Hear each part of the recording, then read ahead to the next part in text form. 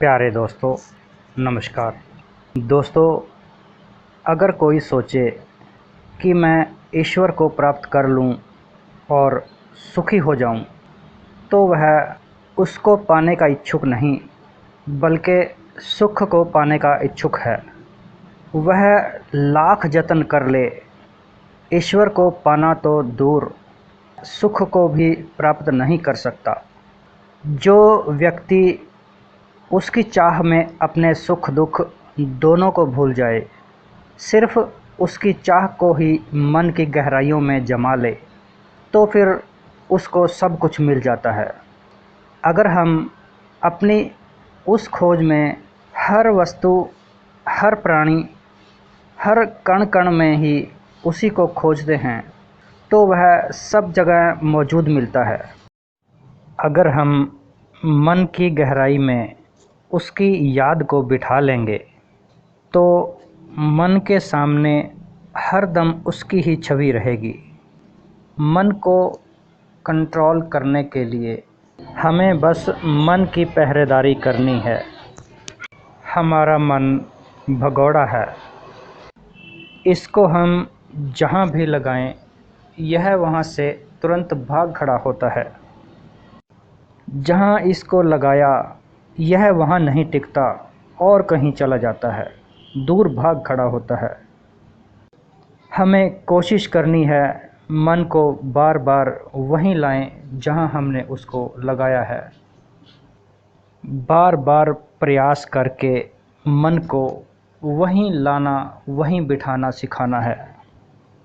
जब हम भगोड़े मन को कोशिश करके वहाँ ले आते हैं, तो बार बार ऐसा करने से मन को भी यह आदत लग जाती है। मन यह समझ जाता है कि मुझे यहीं रहना है, उसे भी वहाँ ठहर कर स्वाद आने लगता है। फिर उसका भागना कुछ कम हो जाता है। लक्ष्य पर ठहरने की उसकी अवधि कुछ बढ़ जाती है। जब मन को वहाँ रहने की, ठहरने की आदत पड़ जाती है, उसे वहाँ आनंद महसूस होने लगता है, तो यह भगोड़े मन के लिए मृत्यु होती है। इस तरह भगोड़े मन की मृत्यु हो गई और जो मन काम पर लगा रखा है, वह जागरूक हो गया। वह जागरूक मन अब वर्तमान में ठहरने लगा है। बुद्धिमान उसी को कहा जा सकता है जो मन के पार है।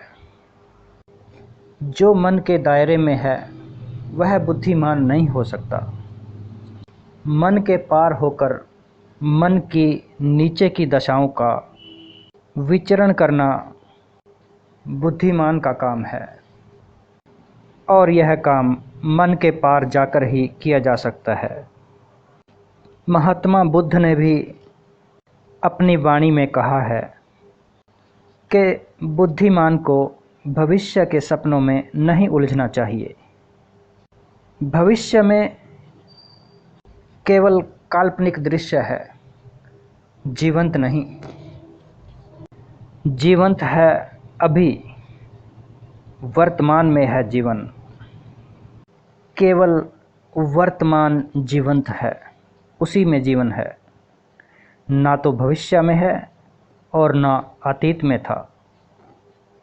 इसलिए मन को वर्तमान में रखना, जीवन का पूरा आनंद लेना है।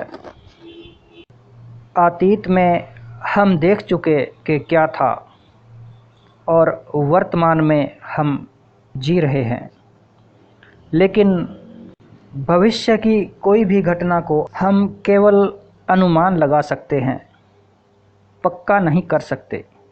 हाँ, भविष्य में मौत निश्चित है। यह एक ऐसी सच्चाई है जो होनी ही है, और वो भविष्य में होगी।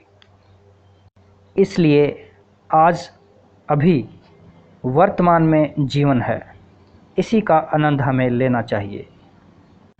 भविष्य की क्यों चिंता करें? थोड़ा सा अंदाज़ा लगा कर देखें, सोच कर देखें। कल और काल दोनों एक ही शब्दकोश के अक्षर हैं। कल भविष्य का नाम है और काल मौत का नाम है। दोनों संबंधित हैं, एक दूसरे से मिलते जुलते हैं। यूँ तो हम अपनी भाषा में बीते हुए दिन को भी कल कहते हैं, लेकिन वह कल मरा हुआ कल है और आने वाला कल भी मरा हुआ है। जो समय बीत गया वो मर चुका है और आने वाला समय भी मौत है। लेकिन सच्चाई है, दोनों के बीच में जीवन है। इस सच्चाई को हम नकार नहीं सकते। हम आज हैं, मैं बोल रहा हूँ, आप सुन रहे हैं। हम दोनों जिंदा हैं, वर्तमान में हैं। इसी को पकड़ना चाहिए। हमें बस इसी की फिक्र करनी चाहिए, आने वाले कल की नहीं, बीते हुए कल की भी नहीं। जो है वह वर्तमान है, आज है, अभी है। बड़ी अजीब सी बात है, वर्तमान समय का हिस्सा ही नहीं है। वर्तमान समय का हिस्सा हो भी कैसे सकता है, क्योंकि वर्तमान में अगर हम ठहरें तो देखेंगे वर्तमान आते ही हमारा अतीत बन जाता है। या तो हम भविष्य में रहते हैं या अतीत में रहते हैं। वर्तमान में रहना बहुत मुश्किल है।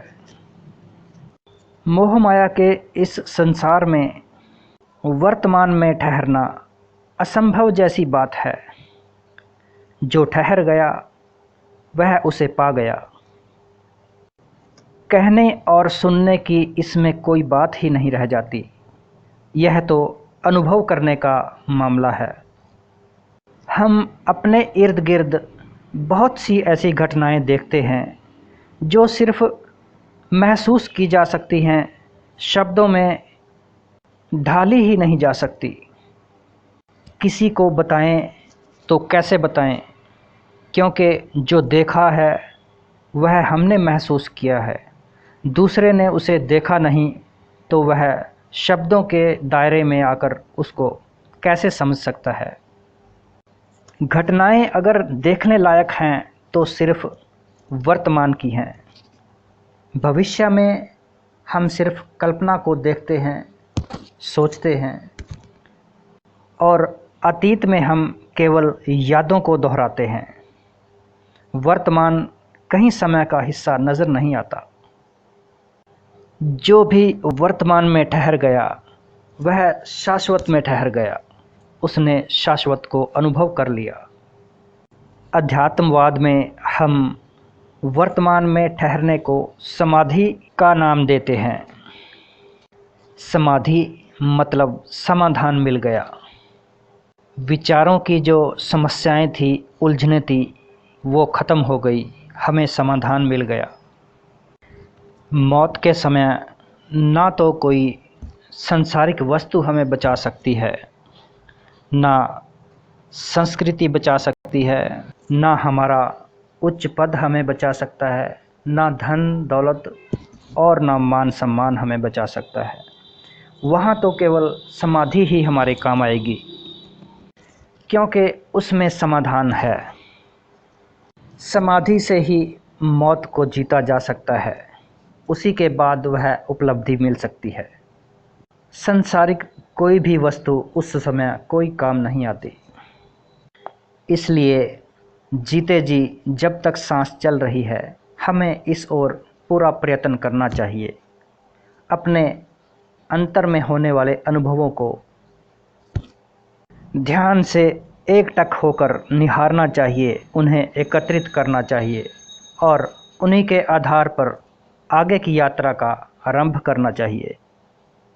हम जहाँ भी हैं उसके आसपास ही बहुत सी ऐसी विचित्र घटनाएं हो रही हैं, घट रही हैं, जो हमने कभी पहले नहीं देखी।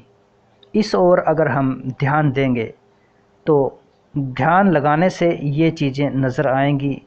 आज कम और कल कुछ ज़्यादा नज़र आएंगी। इस तरफ अनुभव करने से हमारे ये सुंदर अनुभव हमें धीरे धीरे आनंद की ओर ले जाएंगे। दूर कहीं जाने की ज़रूरत नहीं, अपने आसपास ही ऐसे बहुत से दृश्य हमें आनंद की प्राप्ति करा देते हैं। अगर हमारे आसपास हवा चल रही है तो उसको महसूस करने से जो शांति मिलती है उसे अनुभव करें।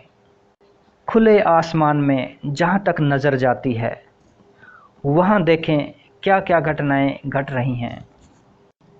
जो छोटे छोटे प्राणी हमारे इर्द गिर्द घूम रहे हैं उनकी प्रतिक्रियाएं देखें, उसका आनंद लें।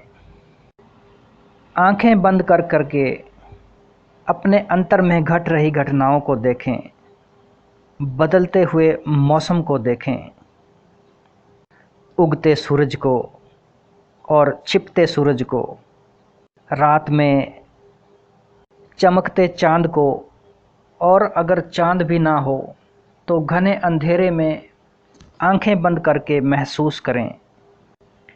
इसी में से आनंद की प्राप्ति होगी।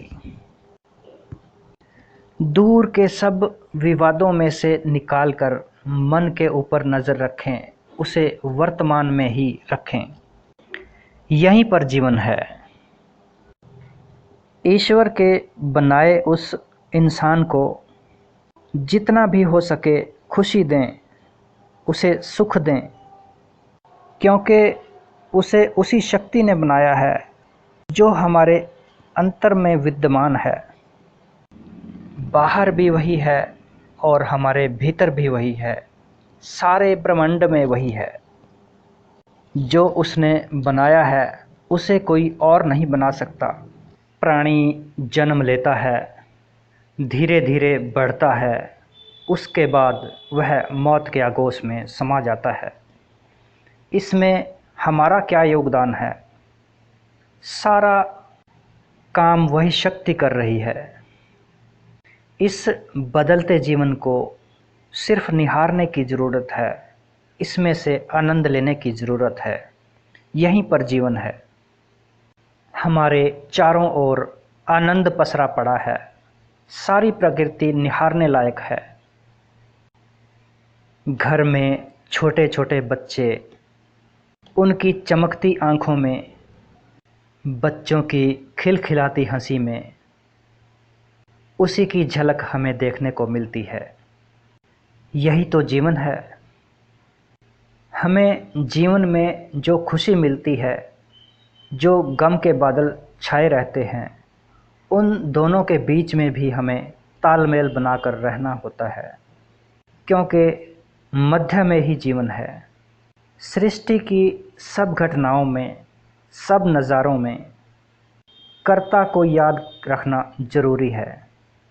वह पल न बिसरे, हमेशा याद रहे। जीवन में होने वाले बदलाव को देखते हुए उसके पीछे उस शक्ति को याद में बिठाना ज़रूरी है। हमें जो भी अनुभव हो रहा है उसमें याद रखने योग्य यह बात है कि जिसे अनुभव हो रहा है वह उस शक्ति की ओर इशारा है। यानी जो इन नज़ारों को देख रहा है, जो ध्यान रख रहा है, वह कौन है? समाधि का जो हमने जिक्र किया है उसमें से एक शब्द सम भी निकलता है। सम मतलब बराबर, बीच में, मध्य में, ना तो ज़्यादा आनंदित और ना ज़्यादा दुखी। जिस तरह अतीत और भविष्य के बीच में वर्तमान जीवन है, उसी तरह सुख और दुख के मध्य में भी जीवन को देखें। दोनों ही अवस्थाओं में सम रहें, संतुलन में रहें। हमें किसी भी ओर झुकना नहीं है, गिरना नहीं है। समय को, काल को, या यूं कहें कि मौत को एक ही चीज़ जीतती है, समय के पार का अनुभव। इस समय की धारा के बाहर की कोई किरण हमें जीत दिलाती है इस ओर। हमारी जागृत अवस्था, जागरण की किरण हमारा होश में रहना समय को जीत लेता है, इसलिए हमें संतुलन में रहना ज़रूरी है। दोस्तों, आज इतना ही। फिर किसी अच्छे से टॉपिक पर आपसे मुलाकात होगी। दोस्तों, हमारा यह अपने अनुभव आपसे साझा करने का सिलसिला ऐसे ही चलता रहेगा। अध्यात्मवाद के रास्ते पर चलते हुए अगर आपने भी कुछ अनुभव किए हैं तो अपने अनुभव भी हमारे साथ शेयर करें, कमेंट में लिखें, चैनल को सब्सक्राइब करें। धन्यवाद।